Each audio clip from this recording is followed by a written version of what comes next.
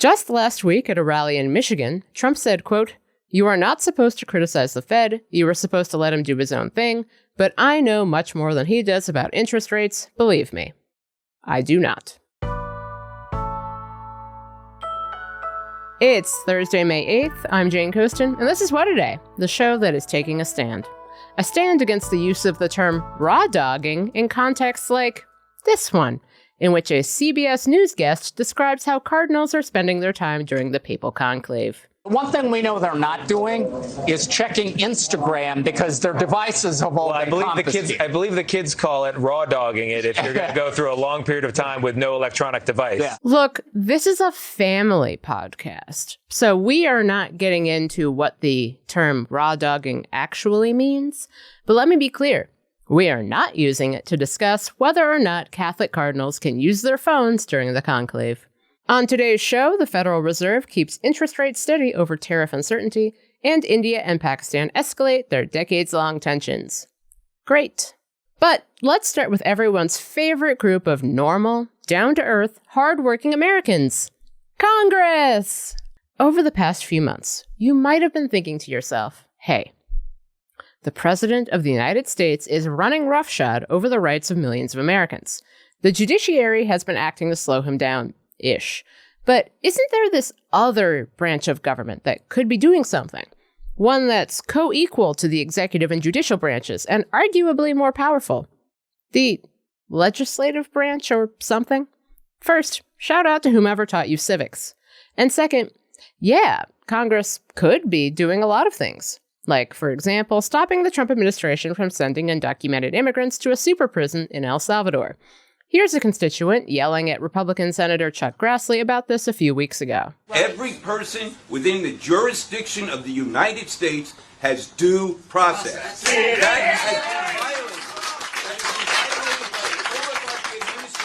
And we would like to know what you, as the people, the Congress, who are supposed to rein in this dictator, what are you going to do about it? These people have been sentenced to life imprisonment in a foreign country with no due process. Or take the issue of tariffs. The Constitution of the United States gives Congress the power to set and regulate tariffs. And Congress could overrule Trump's national emergency declaration he's used as a basis for his tariff scheme. Republican Senator Rand Paul and Democratic Senator Ron Wyden tried to do so. Here's Senator Paul on the Senate floor last week. Congress didn't debate these tariffs. Congress didn't vote to enact these tariffs. The tariffs are simply imposed by presidential fiat, by proclamation. Government by one person assumes all power by asserting a so-called emergency is the antithesis of constitutional government. But the resolution failed after Vice President J.D. Vance cast a deciding vote to kill it. So in short, Republicans, including Republicans who say they don't like the tariffs, like Texas Republican Senator Ted Cruz, voted to let the President of the United States do tariffs. Over in the House, Republicans are working on their big legislative package that's supposed to be a one-stop shop for President Donald Trump's agenda. Tax cuts, raising the debt ceiling, boosting border security, installing a gold toilet in the White House. Okay, that last one is not true. I made that up. Though he is gilding the Oval Office in a manner Liberace would appreciate. But it is true that Republicans really are putting all of their expensive legislative eggs into this one basket of a bill. And it's not going well. Surprise, surprise. Pleasing both swing district moderates and slash spending to the bone, fuck the poor's conservatives is really hard when you have tiny majorities. But, ever the optimist, Speaker Mike Johnson said this week that House Republicans are still on track to pass the president's big, beautiful bill. We can pass that by Memorial Day. That was our original time frame. And some of the people in this room balked and thought that would be impossible, but stop doubting us. We're going to get this job done, okay? I'm doubting because, to be clear, Memorial Day is less than 3 weeks away, and there is still no bill, let alone agreement among Republicans as to what should be in it. So, what gives? Why is Congress terrified to do anything besides show trial-style hearings and posting on the internet? And I say this as someone who loves to post on the internet. And what's the deal with this big, beautiful bill? To find out, I had to ask Annie Grayer. She's a senior reporter covering Capitol Hill for CNN. Annie, welcome to What A Day. Thanks for having me. So Congress returned last week from a 2-week recess during which they occasionally got yelled at back at home. What exactly have they been up to? Honestly, it's a great question. They certainly haven't been voting on a lot of things. This has been one of the least productive Congresses so far. I mean, there's been a record low number of bills going from Congress to President Trump's desk. And that's because the president's doing most of his actions right now through executive orders. He's, not really going through Congress. And in the meantime, Republicans are meeting behind the scenes, trying to make progress on their, quote, big, beautiful bill that's essentially all of Trump's big agenda items, from energy to taxes to border. But there is just so much disagreement behind the scenes that is taking up everyone's time, these private meetings where they're all disagreeing about different aspects of this bill, that there's very little things happening on the floor. Yeah, let's get into the big, beautiful bill, which now apparently that's the phrase we're just going to use for it. That includes everything. Like, there's been discussions of how this bill is also going to defund Planned Parenthood, raise the debt ceiling, boost border security. What is the actual status of those negotiations? I mean, essentially stalled right now. I mean, it's like whack-a-mole right now. So you go into one meeting, there's a group focusing on one topic, and they might come out with moving the ball like 5 or 10 yards on the goal line. Speaker Johnson loves using football terms, so we're always talking in sports metaphors here. But there might be seemingly a little bit of progress, and then that completely contradicts what another group is working on or is told. Mm-hmm. So there are just so many priorities, as you're talking about, that are in direct contradiction with each other. There's just, in general, a huge math problem. I mean, Republicans want to cut at least $1.5 trillion, but they don't want to touch key programs like Medicaid. And that's why, things are really moving at a glacial pace right now, because getting an agreement around any of this, everyone's scratching their head saying, how are Republicans going to do it? Yep. An offense breaking down as it gets close to the goal line. Seen it before many times. But where are those other big divisions among Republicans in terms of those proposed spending cuts? Well, let's talk about Medicaid, because I think that's kind of the big conversation right now, is how to protect that program. So Republicans do want to add some sort of work requirement for Medicaid. That's a really, hard thing to put in place. A lot of states have tried it. There's a lot of issues around there. So how are Republicans going to actually do that? In terms of bigger priorities, the border is huge. Like, that's where Republicans want to spend a lot more money. So they're very much in agreement on that, but it's like where the rubber meets the road. How are they actually making this happen? That's why there's so much standstill right now, because people start to put pen to paper and immediately are like, well, wait, we forgot about XYZ thing over here. And, there's divisions, geographically, there's divisions ideologically, you name it, we could get into all of it. And I have to ask, Republicans have said they want to pass this bill by Memorial Day, which is, to be clear, coming pretty quickly. When might we actually see this bill?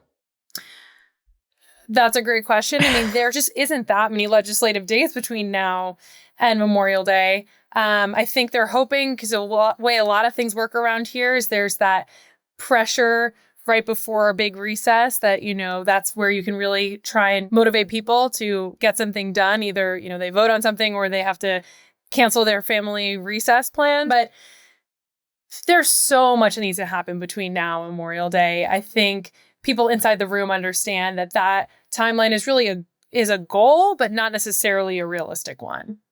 And where are Democrats in all of this? Sitting back, mostly. I mean, this is not their bill. This is not their policy. This is not their priority.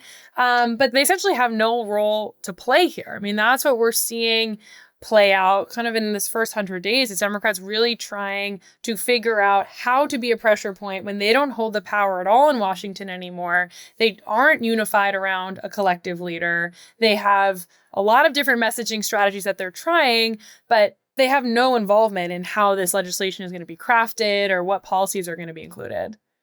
Here's what gets me. Republicans control both chambers of Congress right now. And as you've mentioned, they've barely passed any legislation. In fact, at the 100-day mark, Trump had signed fewer bills than any new president going back to President Eisenhower in the 1950s.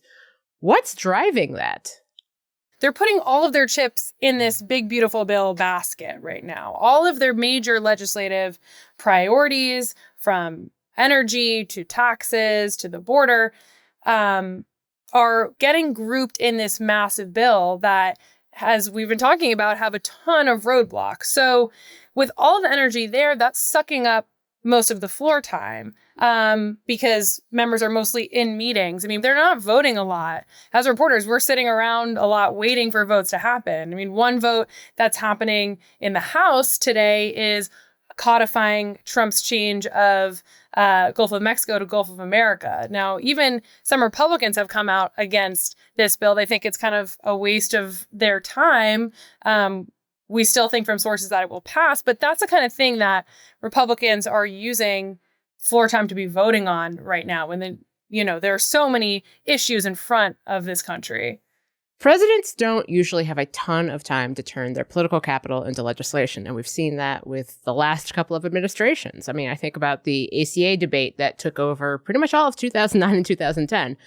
In recent history, it's really been just in the first 2 years that a president is in office that they have this ability. And given recent polling that shows Americans are souring on Trump's agenda, what could all of this mean for his presidency if, as you mentioned, they have really just put everything into this one bill?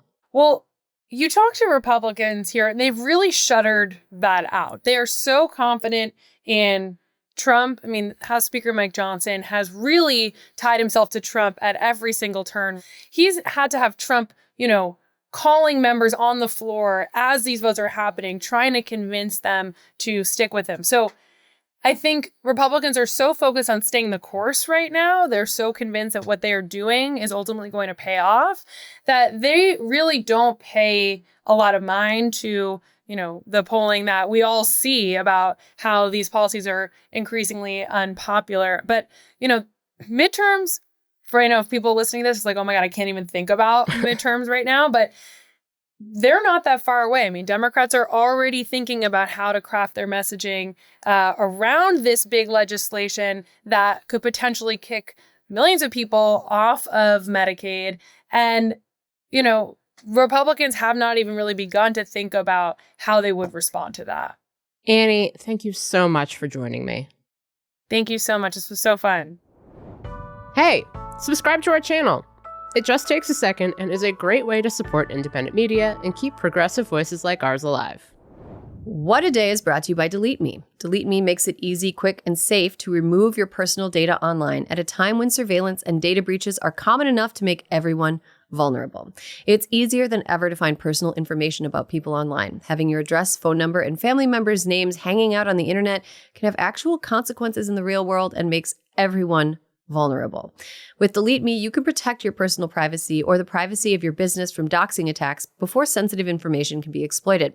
As somebody who has been extremely online for a very long time, privacy is really important to me. I don't want to get doxed. I don't want to walk around in my neighborhood worrying that somebody who has bad intentions knows where I am and could easily find it online.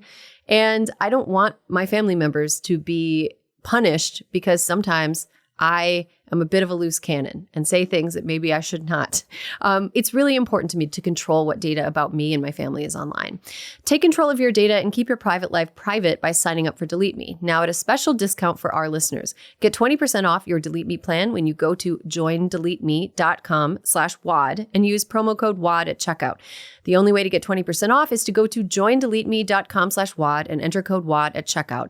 That's joindeleteme.com/WAD, code WAD. Headline. The first peace offer that the Russians put on the table, our reaction to it was, you're asking for too much, but this is how negotiations unfold. Vice President J.D. Vance gave an update Wednesday on negotiations for a peace deal between Russia and Ukraine. Vance made remarks in D.C. at a meeting hosted by the Munich Security Conference. He didn't share details about the Kremlin's list of demands that the Trump administration thinks are too much. But he mentioned that the U.S. is focused on helping negotiate a deal that would permanently end the war rather than a temporary ceasefire. Ukraine has said it's willing to agree to a 30-day fighting pause. But Vance said Wednesday that Russia says that's not in their interest. We've tried to move beyond the obsession with the 30-day ceasefire and more on the what would the long-term settlement look like, and we've tried to consistently advance the ball. Vance's comments could signal growing tensions between the Trump administration and Russian President Vladimir Putin amid stalled peace talks. You may remember Trump's infamous Truth Social post last month where he said he was, quote, not happy with Russia after the Kremlin launched a barrage of deadly attacks on Kyiv. He wrote in that same post, quote, Vladimir, stop! The president has also hinted at the possibility of imposing sanctions on Russia. A federal judge on Wednesday issued a temporary restraining order to block the Trump administration from deporting a group of Asian migrants to Libya, or any other country where they are not citizens. Immigration attorneys filed an emergency motion Wednesday after it was reported that the Trump administration is planning to deport a group of undocumented immigrants to the war-torn country. Libyan officials denied coordinating any deportations with the Trump administration and said they will not accept any migrants from the U.S. President Trump was asked to clarify the issue during a press conference at the White House Wednesday. A reporter simply asked the president to confirm if his administration is doing this, to which he said, I don't know. You'll have to ask Homeland Security, please. Bro, it's your administration, and you don't know. The attorneys who filed Wednesday's emergency motion claim that the Trump administration's reported plans are in defiance of an earlier court ruling that bars officials from deporting migrants without written notice or a, quote, meaningful chance to challenge their deportation. For a third meeting in a row, the Federal Reserve didn't change interest rates on Wednesday because of growing concern over the effect of President Trump's tariffs on the economy and inflation. In a statement, the Fed said that labor market conditions are solid, but, quote, uncertainty about the economic outlook has increased further. Co-signed. Fed Chair Jerome Powell gave an update Wednesday. If the large increases in tariffs that have been announced are sustained, they're likely to generate a rise in inflation, a slowdown in economic growth, and an increase in unemployment.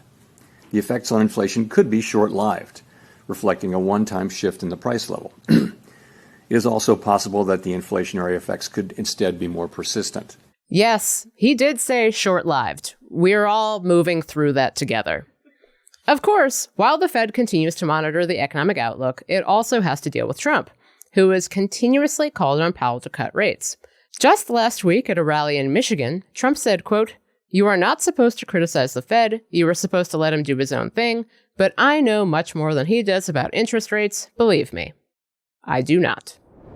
India's military said Wednesday it launched strikes against Pakistan and Kashmir, increasing tensions in the region. Pakistan claims it shot down several Indian fighter jets. We don't have time to delve too deep into this, but this is the latest in a long conflict between Pakistan and India. Control of Kashmir has been a point of contention since the late 1940s.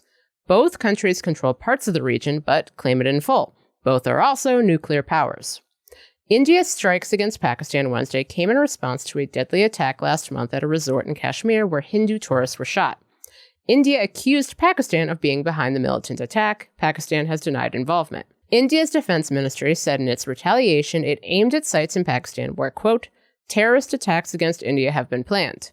Pakistan's military said at least 31 people were killed by the missiles, including women and children. Pakistan's prime minister said he would avenge the dead. And that's the news. One more thing. The clock is ticking on the 90-day pause on Trump's reciprocal tariffs.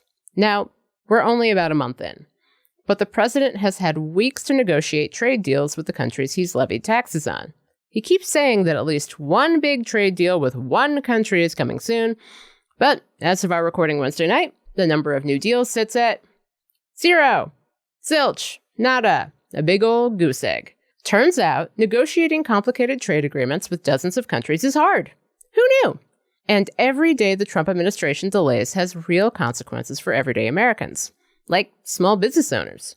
Many rely on imported goods and supplies to make a living, and they're worried that if the White House fails to make these deals, it could mean the end of their businesses. I wanted to talk to a small business owner who's feeling the effects of Trump's trade war right now. So I called up Chitra Agarwal. She's the co-founder of Brooklyn Deli. Chitra, welcome to What A Day. Thanks for having me. So tell me a little bit about Brooklyn Deli. Brooklyn Deli is a premium Indian food brand that I founded in 2014. It's inspired by my Indian heritage, and we make authentic Indian sauces, condiments, and heat and eat meals. That is of deep interest to me, a person who fucking loves Indian food.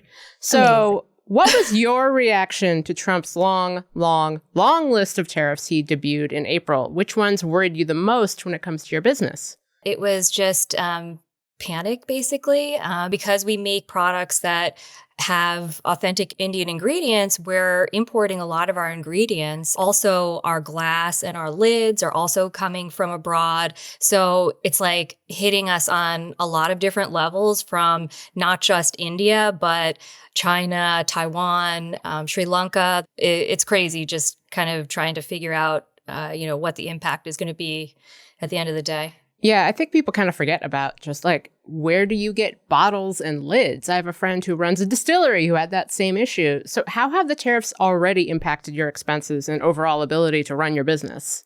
There's a 10% across the board that's hitting us right now on all the ingredients that we're importing. In addition, we do have glass that's coming from China. So we're right now trying to scramble to see if we can get alternatives. The one thing that's interesting is that, we get glass from Taiwan, right? And even with the proposed tariff that is supposed to come down, it's still cheaper to import that glass with that tariff than it is to actually manufacture that glass domestically. Oh, that's wild. So when did you notice a change in prices for supplies and ingredients?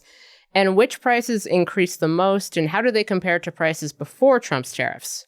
Right now, we're just kind of getting a lot of these letters from our suppliers saying that we're going to be passing on the 10% tariff. And they're basically like, we're just holding tight to see what happens next, because there's just this 90-day pause, which everybody is kind of just waiting to hear what's going to go on. So for instance, for now, we have a hiring freeze. We're not bringing on anybody new. We're not launching any new products or, have plans right now because the times are just too uncertain. Everybody is in kind of a holding pattern right now.